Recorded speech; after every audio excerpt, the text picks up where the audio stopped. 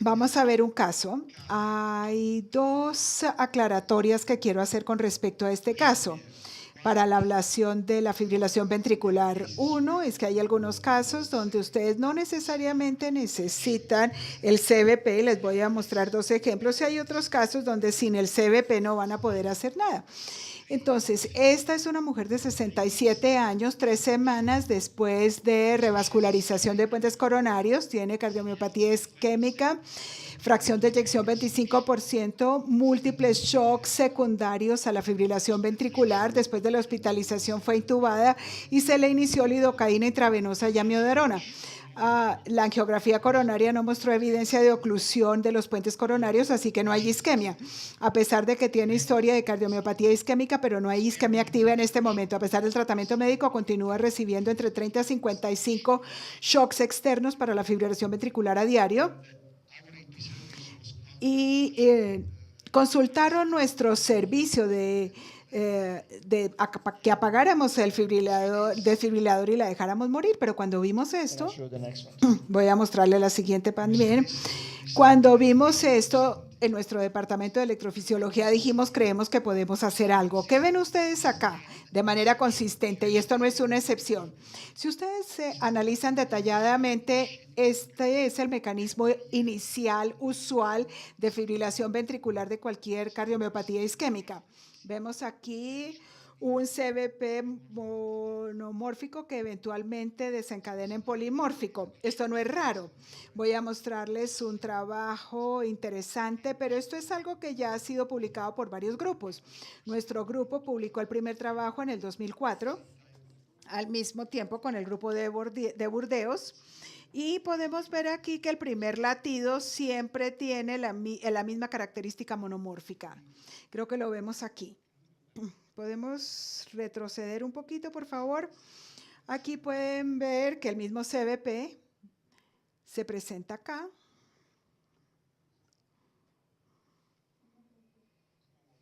No está funcionando el sistema. Entonces, quiero que entiendan que esto no es una presentación clínica inusual. Esto es la regla. Aquí vemos el mismo CBP. Aquí tenemos un episodio no sostenido. Aquí tenemos 2 o 3 latidos. Avancemos. Esto no está funcionando para poder avanzar. Y eventualmente se torna en polimórfico. Taquicardia ventricular y fibrilación ventricular. Entonces, se supone que esto era una pregunta para ustedes. ¿Qué harían ustedes? Obviamente que nos llamaron y nos pidieron desactivar el dispositivo, pero consideramos hacer esto. No, vamos a ir para atrás, por favor, la anterior. Denervación simpática. Esta paciente estaba bajo anestesia general, así que tenía una denervación simpática inducida químicamente. Y este es un procedimiento de rescate que se utiliza después de haber hecho ablación y usted piensa que no tiene más nada que ofrecer. Por supuesto que ya esta paciente estaba recibiendo amiodarona a altas dosis durante largo tiempo hasta el punto en que se decidió dejarla morir. La cirugía no va a servir para nada, pero no hay razón para revascularizar, así que realmente esta era la mejor opción. Sigamos adelante. Entonces, estas son las cosas que son únicas de esta paciente.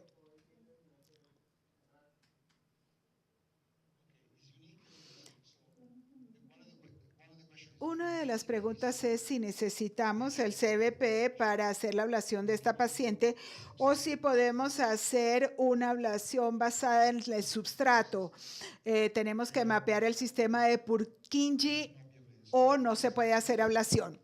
Entonces dijimos que sí, sí podemos ablactar y si tenemos el CBP muy bien, pero en una cardiomiopatía isquémica crónica con una historia de infarto, obviamente no necesitamos el CBP. Y les voy a mostrar, vamos a avanzar un poquito. Típicamente lo que vemos en esta paciente es que el CBP inicial siempre activa los potenciales de Purkinje.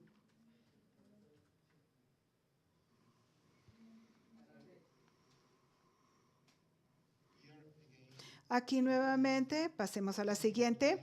Y esto era lo que estaba ocurriendo en el laboratorio. Sigamos adelante. Aquí vemos un mejor ejemplo. Siguiente. Otros casos, otros ejemplos. Esto es un potencial tipo Purkinje. Siguiente. Y bueno, no sé si esto se describe en el trabajo que publicamos en el 2004. Esto fue confirmado por el grupo de Burdeos y luego por el grupo Cook. Este es el substrato. Este es un paciente con un substrato relativamente pequeño y este es el mapa CBP. Si pueden mapear esas contracciones ventriculares prematuras, siempre están en el margen de la cicatriz, 100% de las veces. ¿Por qué? Porque el sistema de Purkinje sobrevive incluso un infarto transmural, debido a que más que todo se trata de una red miocárdica que recibe la sangre de la cavidad, así que aún en presencia de un infarto transmural, tenemos una sobrevida de las fibras de Purkinje que puede llevar a una tormenta de fibrilación ventricular. Y si lo mapeamos, podemos confirmar lo que 100% de las veces está acá. Aquí vemos más lesión porque en este paciente a lo largo de la cicatriz había más área, no solamente en el origen de la CBP. Vemos aquí potenciales tipo Purkinje y se hizo ablación de todo ello. Aquí tenemos un ejemplo del trabajo.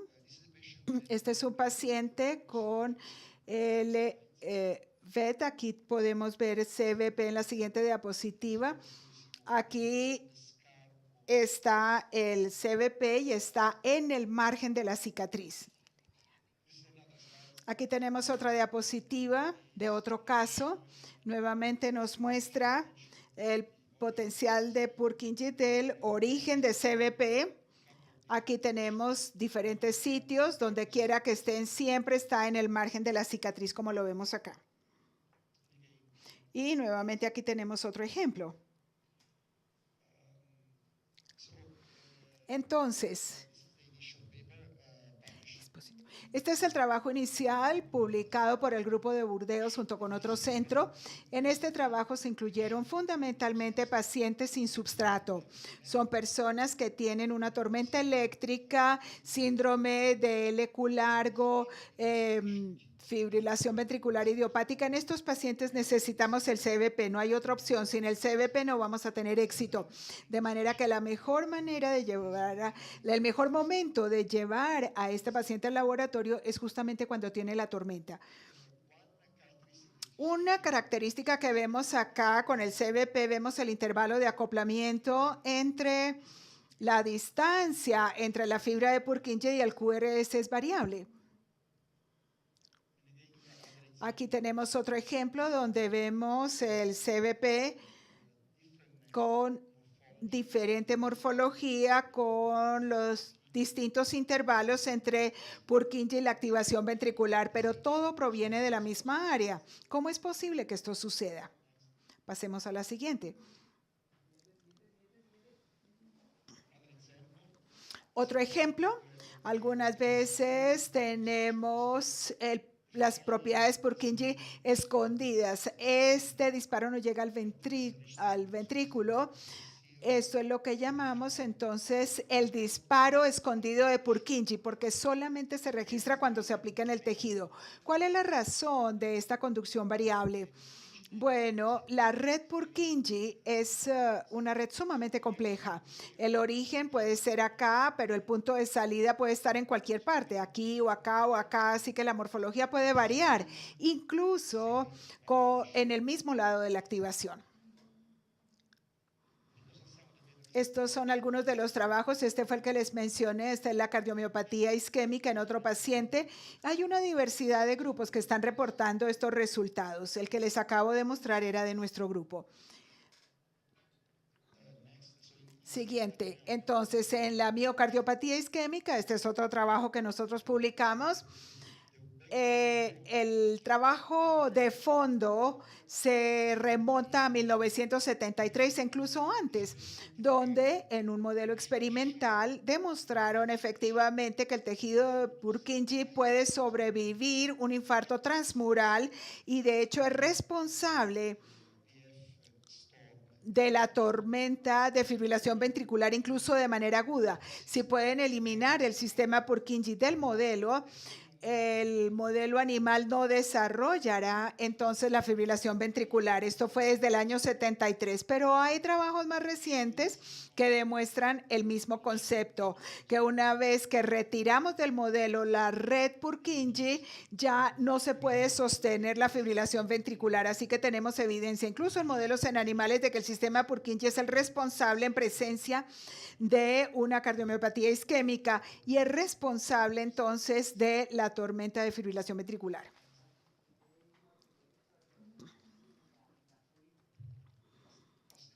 Este es un ejemplo de este mismo trabajo. Aquí tenemos el trabajo que publicamos en el 2004. Lo que presentamos aquí es un grupo de pacientes con miocardiopatía isquémica crónica con tormenta de fibrilación ventricular en ausencia de isquemia activa. Estudiamos los registros electrocardiográficos antes de la fibrilación ventricular y vimos consistentemente un CBP monomórfico que es el responsable por iniciar la fibrilación ventricular. En un grupo de estos pacientes, a pesar de la terapia médica, la tormenta de fibrilación ventricular no se calmó. Siguiente. Entonces, en un grupo de 29 pacientes, a pesar del tratamiento médico, la tormenta no se aplacó y llevamos a este paciente al laboratorio para hacerle una ablación. Como les dije, este es un ejemplo de nuestro trabajo que muestra nuevamente el CBP monomórfico que conduce a fibrilación ventricular. Esto es algo que se vio en todos los casos en esta serie. Esto es del grupo de Burdeos. Ellos publicaron un par de meses después de nuestro trabajo, pero nuevamente vemos lo mismo. Vemos que tenemos un CBP monomórfico que eventualmente lleva a fibrilación ventricular. E incluso en ese trabajo, cuando pudieron mapear CBP, estaba ubicada a lo largo del margen o del borde de la cicatriz. Aquí vemos el mapeo de CBP en relación con la cicatriz. Siempre está sobre el margen de la cicatriz, 100% de las veces. Yo creo que hay un informe de un caso reportado en Japón que no era así. Pero si tenemos una isquemia crónica, estable, no activa, CBP siempre estará en el margen de la cicatriz. Por esa razón, en la miocardiopatía isquémica se puede hacer la ablación incluso sin CBP, porque si se hace un mapeo del substrato y a lo largo del margen encontramos esta área con el potencial de Purkinje y se ablacta y se elimina, habrá suficiente para que tengamos éxito en el tratamiento del paciente.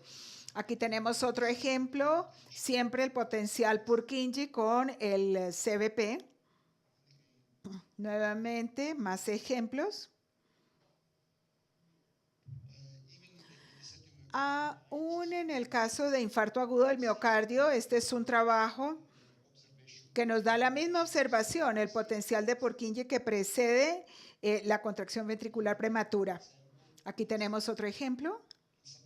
Y algunas veces la contracción ventricular prematura, el potencial de Purkinje, está escondido. Vemos aquí el registro, pero realmente no llega al ventrículo. Entonces, ¿en cuál de los siguientes escenarios clínicos la ablación de la tormenta de fibrilación ventricular se puede considerar en ausencia de CBP? Ya dijimos infarto isquémico, pero ¿cuál de estos pudiera ser una opción?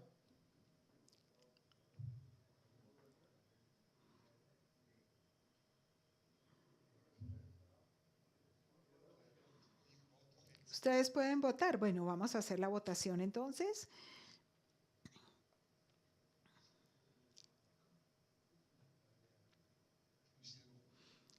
¿Podemos ver la votación?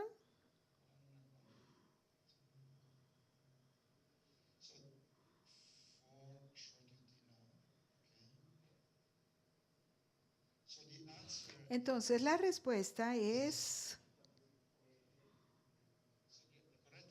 La respuesta correcta es síndrome de Brugada. Voy a darles un ejemplo. Este es un ejemplo de Brugada. Si tenemos el CBP perfecto, voy a mostrarles un paciente, un hombre de 34 años con patrón Brugada intermitente y una historia de muerte cardíaca repentina. Desarrolló shocks ICD múltiples. Sin embargo, con la provocación farmacológica no hubo CBP. ¿Qué hacemos en este caso? Hacemos un mapa endocárdico con mínimo de cicatrización acá en el tracto de salida. Vemos aquí este potencial. Este es el epicardio. No necesariamente son de bajo voltaje, pero son muy complejos, multicomponentes. Y este es el área que empíricamente ablactamos epicárdicamente. El paciente no ha tenido más shocks del dispositivo. Así que este es el único ejemplo donde podemos considerar una ablación empírica basada en el substrato sobre la tormenta de fibrilación ventricular, la cardiomiopatía isquémica crónica y el síndrome de Brugada. En el síndrome de Brugada yo siempre les pido que estudien la morfología del CBP. Este es otro paciente con Brugada, donde yo lo traté en Dubái. Vean la morfología de CBP. Aquí tenemos el CBP iniciando la fibrilación ventricular. Claramente este CBP no viene de la derecha, es totalmente negativo. Negativo.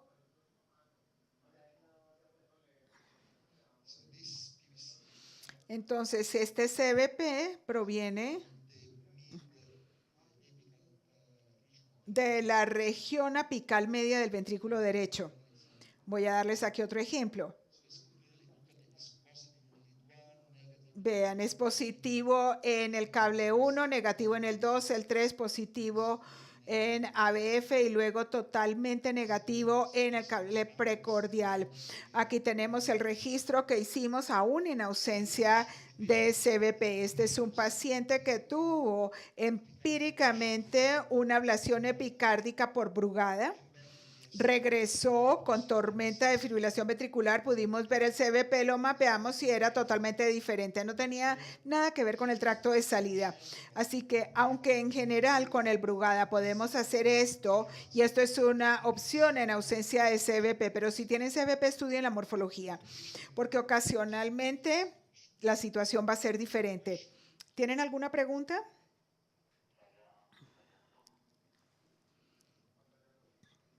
Bien. Entonces, vamos a pasar ahora al laboratorio. Creo que el que está más temprano, más rápido es Diego. Con Miguel creo que ellos son los que están más listos.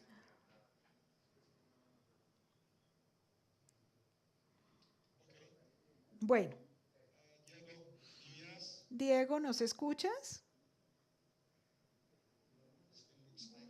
Entonces, pareciera, en base a lo que yo vi antes, es que este paciente tenía dos morfologías de CBP. Aquí está con el ICE y luego hubo otra más hacia el lado derecho. No sé si nos están escuchando en el laboratorio, Diego.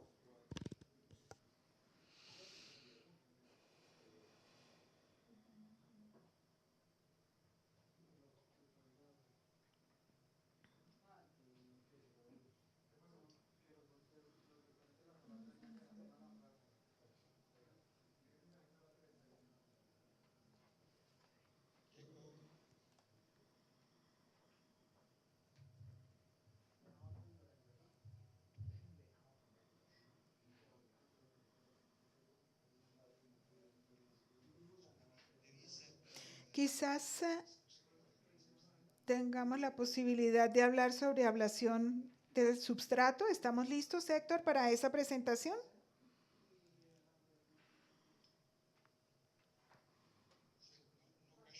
Bueno, no hay preguntas sobre lo que les acabo de mostrar de la fibrilación ventricular.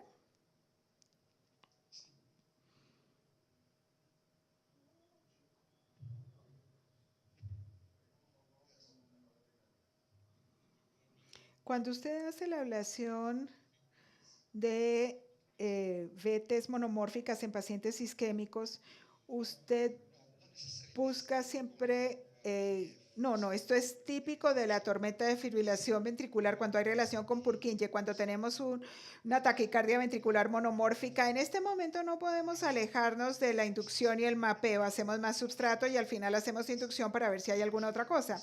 Pero por lo general con la taquicardia ventricular estándar hacemos una activación temprana viendo la maniobra y el potencial de Purkinje básicamente es para la tormenta de la fibrilación ventricular. Las fibras de Purkinje pueden sobrevivir aún en infarto transmural. Si bien es cierto que en la taquicardia ventricular monomórfica los procedimientos algunas veces no son exitosos dependiendo de la cantidad de ablación, pero si están en el área correcta, en fibrilación ventricular siempre será un substrato endocárdico, nunca es epicárdico. Entonces, si vemos la serie reportada en la literatura, prácticamente ningún paciente tuvo recidiva de la fibrilación. Podían tener recidiva de la taquicardia ventricular. La mayoría de las veces cuando hacemos la ablación de la fibrilación ventricular modificamos el substrato para otras taquicardias ventriculares, pero esta es la recidiva que tienen estas experiencias solamente en las monomórficas, porque la fibrilación ventricular es muy exitosa con la ablación porque el sistema Purkinje es una red endocárdica, así que es muy fácil tener éxito allí.